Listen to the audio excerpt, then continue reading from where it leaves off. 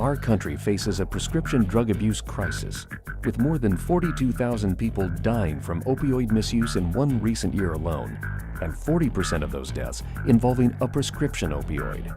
The Navy is not immune to this trend. When sailors test positive for drugs, almost 35% are from misuse of prescription medications, and more than a third of those involve stimulants and pain medications. Those exceed the rates for the civilian community. This epidemic has many causes, in the civilian world and Navy, but we can work collectively to change the trend. A key first step is education and understanding.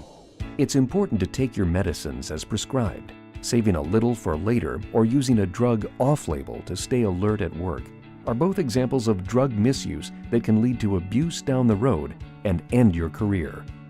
So protect your health and your career. Follow your doctor's orders and take your prescriptions as instructed. If you have questions about the dosage or length of the prescription, contact your doctor. After completing your treatment regimen, safely dispose of any unused medications to prevent someone else from using them and protect the environment.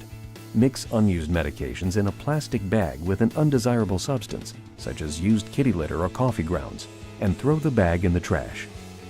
Cross out personal information on the bottle before discarding it as well. You can also dispose of unused medications in a prescription drug drop box, available at some Navy medical facilities.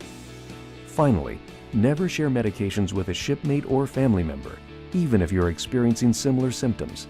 Sharing medications puts your health and career at risk. If you feel like you need a prescription to manage your symptoms, always contact your doctor first. Prescription drug misuse is a serious issue, but knowing how to correctly take and dispose of prescription drugs will keep you and your shipmates safe.